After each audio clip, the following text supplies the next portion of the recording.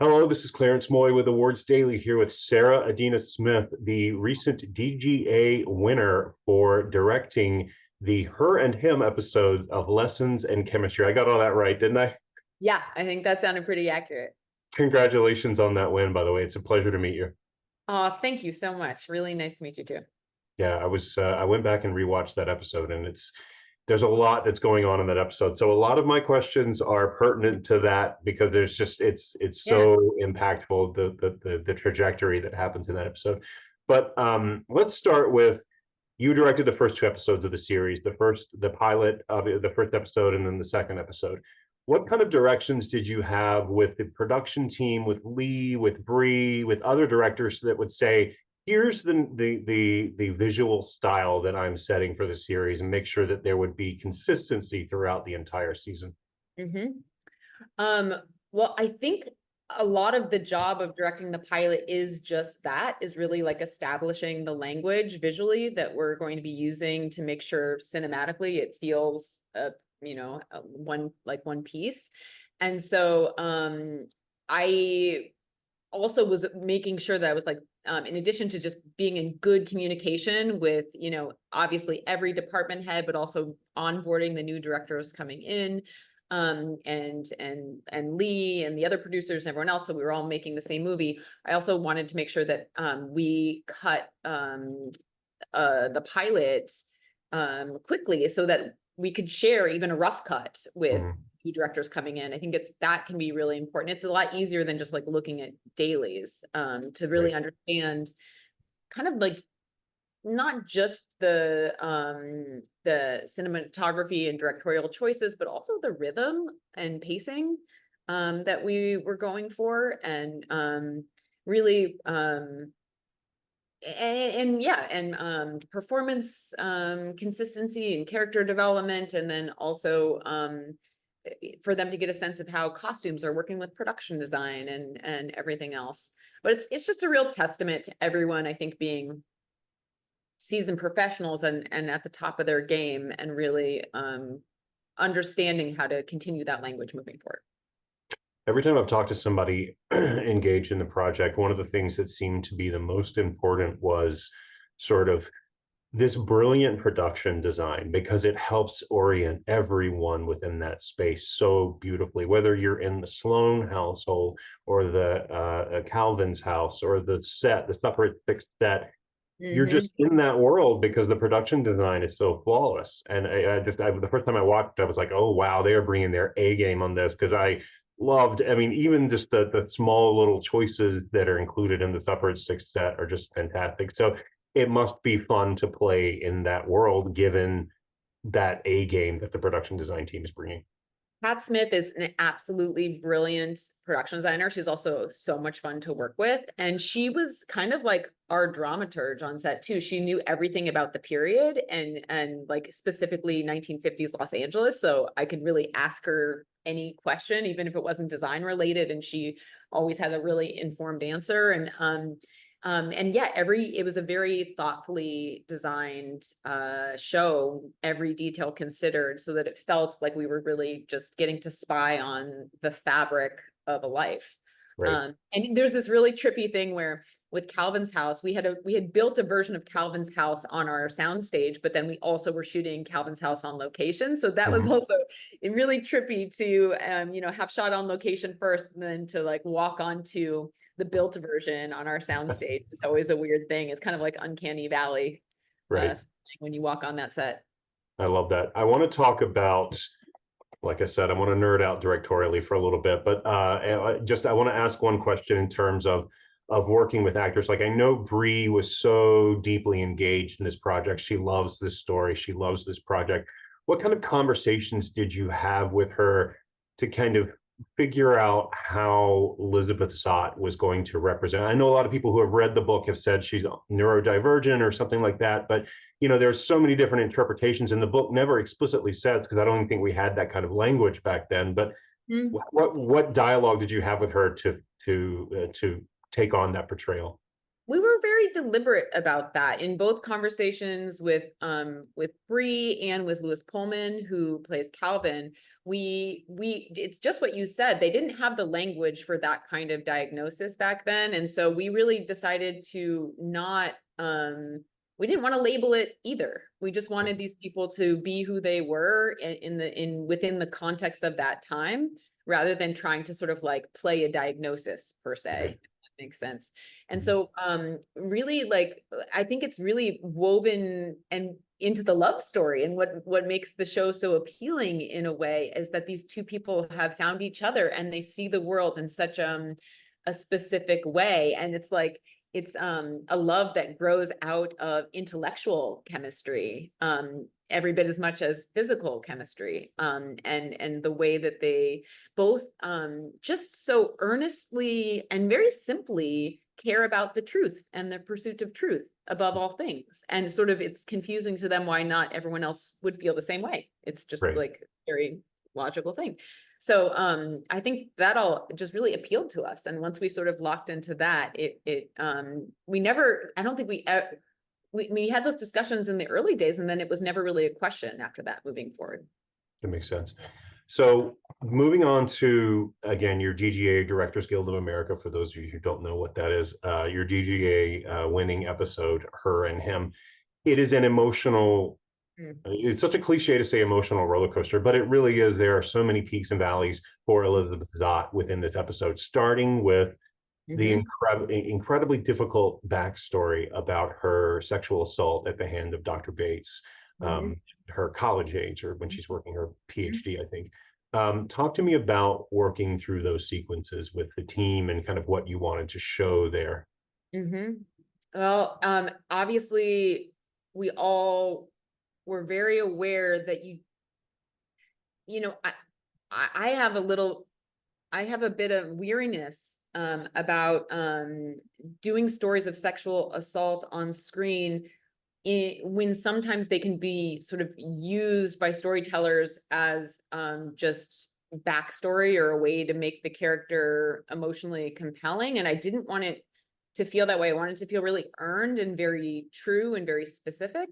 And so it was really about a lot of careful conversations about why we were doing it and how we were going to do it. And the thing that resonated the most for me that I wanted to bring out on screen was that the assault itself was obviously very traumatic, but what was perhaps even more traumatic and long lasting for Elizabeth is the betrayal of a trusted colleague who she thought she shared intellectual chemistry with, who she thought she was really like she thought she was being taken seriously as an equal, and how the betrayal of that made her, then all of her guards and all of her defenses go up for all parts of her life moving forward, but particularly her professional life. And it's why she has her walls up when she meets Calvin, and why it's such a surprise when they end up falling in love and those walls finally come crashing down. So their first moments together happen roughly within his lab. She comes into his lab space. How are you visually establishing their connection in that lab? Because I love when you use camera angles and production design to be able to either bring people together or separate them. I love that you asked that question, because it was all very deliberate. Like if you notice in the pilot, I wanted them to be like sort of two ships passing in the night and sort of like not really crossing paths, but not noticing each other. And then because Lee and I had this idea that like they're almost like two atoms colliding, like when they finally collide, we wanted it to feel like that. But so one thing we're doing very deliberately, like in the pilot, is having her discover Calvin by going through his space. She breaks a lock and gets into his space and is rummaging through his stuff and almost like getting to know him first that way before really knowing him as a person. And so it's been a second since I've seen it, but I feel like there's like dirty socks and underwear because he like runs to work and showers there, and like food everywhere, and he always like eats these packages of nuts. And so she's kind of, and also he has, because everyone thinks he's such a lauded genius, he has so many resources. And so the, you know, she's going in there because she's like, she just needs to borrow a tiny bit of ribose for her own work, and he has so much he wouldn't know what to do with it and wouldn't know if it's missing. So it was just a way to establish the contrast between them, because she's also a genius, but just hasn't been afforded that Right. type, the benefit of the doubt, and being taken seriously in her career the way he has. But then also to give some fun contrast in their, you know, personal habits and hygiene and the differences between them. We like to say Calvin was much more, you know, like jazz in the way that he thinks, whereas Elizabeth is a genius who thinks more in like a sort of classical music type of way, a bit more like controlled and deliberate. Exactly. Yeah. So they're again together in the Hastings boardroom, which Mm. you've got the light coming in through the windows, and it's smoky, Mhm. and it's a den of it's a den of man evil. Den of men. Yeah. So you know, what kind of visual language were you telling about that scene? Because it is continued, Mhm. particularly in the scene where they fire her because she's pregnant. Mhm. Mhm. Mhm. Where, you know, there's the opposing viewpoints, and you know, the camera's pushing in on her and all of that. But in this episode, you're establishing that visual narrative. Mhm. What were your intentions in that scene and to carry on through the rest of the show?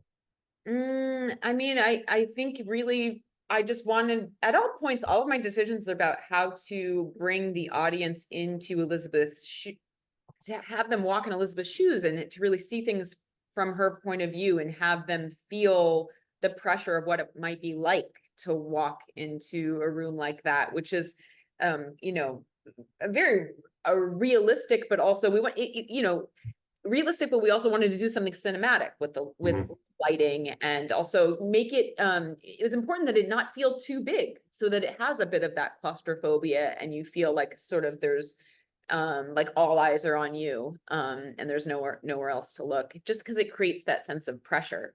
And yeah, I don't know if there's much more to say, except that, you know, generally one thing we were really trying to achieve visually is that we didn't want the 1950s to feel like the glossy Hollywood version of Mhm. the 1950s that we kind of have in our heads from Mhm. TV and movies. We wanted it to feel contemporary in a way, even though it's a period piece, and to give it a lot of texture, both with our lighting and in a way, like with our keeping our camera movements um as invisible as possible. So I always wanted to feel like the camera supporting the emotion of the scene, but if that you sort of notice too much what the camera is doing, then that's a problem. So really erring on the side of elegance and simplicity as much as we could. And there are not a lot of jump cuts and things like that until you get to the end of this episode, which I'll get to in a Mhm. second. Mhm. Um, I do have to say, I love, you know, it's a roller coaster. At the top of the roller coaster, the height of her emotion. I love that those Mhm. connectivity scenes between them, the love story between them happens at night in the Christmas time, and you've got all those gorgeous shots of like the lights going down the railing of the stairs, and then there's the Christmas tree, and it just sets up such a warm, happy atmosphere right before it all comes crashing down. But it's such a sweet series of moments. I don't know, necessarily have a question about all that, but I thank you for taking that pause there, and visually supporting their growing relationship with all of that warmth from the holiday. I think it also speaks to the pacing, and really I think why I fell in love with working on this one is because I wanted I wanted to give the audience a sense of also being swept away by their love story, and for us to get to luxuriate in it and just like want to be with them, and really to like, you know, their time together is so brief, and like cinematically I wanted it to feel like even though it was brief, it was kind of an eternity, so that once we do lose him, we understand the weight of that loss. In a lot of ways, episodes 1 and 2 are like a prologue for the series, and it's the end of episode 2 is the inciting incident. Right. And so one of the reasons, you know, we chose to submit episode 2 in all of our like award submissions rather than 1 is because for me, I felt like that's the culmination of this love story, and it's the love story that caught Elizabeth completely by surprise, that then kicks off a series of surprises in her life that Mhm. end up, sorry, there's a fire engine. A series of surprises in her life that end up being the thing that makes life meaningful after all. So it really was kind of, I wanted, you know, episode 2 really speaks to the heart of what the show's about. So it ends with this. Obviously, we know, it's not a spoiler at this point that Calvin does die. Mm. Um, the way that scene is handled, I read the book, so I knew it was coming, but Mm. it still surprised me. It's so brilliantly done Mm. between the cutting, between Mm. her happily preparing this meal and him running down the street with 6:30, and then the bus comes, and it's talk to me about setting that up and kind of what you wanted to avoid in Mhm. that moment. Really wanted to avoid any kind of broad, I mean, anyone who is a fan of the book already knows it's coming. So I wanted to make sure it wasn't broadcast like, oh, something bad's gonna happen. I wanted us to feel like it's just another day and that their love story's just beginning and we're finally like getting to get settled into this love story. And then something fucking terrible happens. And that, you know, that's how life sometimes works. Yeah. And that's what's so devastating about it, is that sometimes something comes out of nowhere and all of a sudden your life takes a sharp turn. And so we wanted to be true to that feeling. And I really want to give credit to um, my post-production team and my editor in particular on that scene. He did a cut where he added this specific music to where Calvin is jogging, and it was like the perfect track. And I think he sent it being like, oh, I don't know, you know, I don't know if this will work. It's just going to be temporary, but I loved it so much. It was like kind of the perfect music. That the music is really saying like, all right, now life is starting. Now their romantic life together is starting, and we're at the very beginning of it. So that when he dies, it's certainly not what we're expecting. Right. And then I forgot to mention too the gorgeous scenes at the lake with the Mm. rowing and the their first kiss on the pier, and just the vastness and the wide angle of that is just breathtaking scenery too. Oh, thank you. Thank you. I really fought hard to make sure that the show would get that kind of scope. And so that we weren't, you know, just like living on a soundstage. It was really important to me that we, particularly for the romance, to be able to be under that blue sky and under that sun with them. But I think visually too, it's a sign of him opening her up to the world where she was closed off in the episodes 1 and 2, and later after the tragedy and all of that, she is very sequestered. You do see her more interior than ever before, and but that moment, he is opening her up to the Absolutely. world, and she gets to Exactly. experience things outside of closed off rooms and dark men dens and all of that. Yeah, I think Calvin pushes her out of her comfort zone in so many ways. And even though she loses him, she learned that from him. And she does eventually take that into her life moving forward. So, you know, he forever changed her by, you know, taking her out on that lake and tipping, you know, she nearly drowned in the lake. She doesn't even swim, you know, but something like that was what was needed in a way to finally have her walls come down and be open to more of what life has to offer.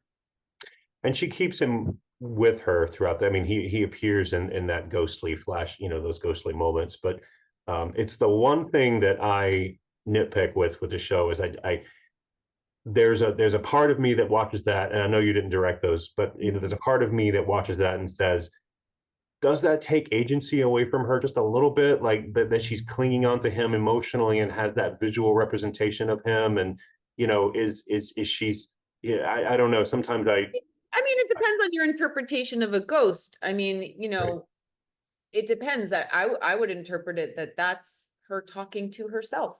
You know, yes, Sure. it's taking the form of him, but unless you're quite literal about, you know, the ghost, it's not like he's actually descending back on Earth to, it's No, no, no, no. But I do more think like that it's, yeah. she's, you know, um, I think all of us, that's what meaningful relationships do for us in our lives, is even when those people leave, they um almost they still inhabit a part of us.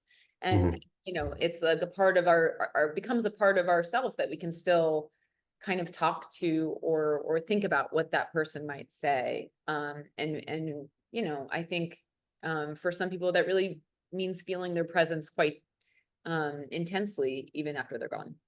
Absolutely. Well, Sarah, thank you so much for the time. This was a fun Thank conversation, you. and It was super I fun. love the work. Congratulations again on the win, and best of luck to you. Thank you. Thank you so much, Clarence. Bye. Bye bye.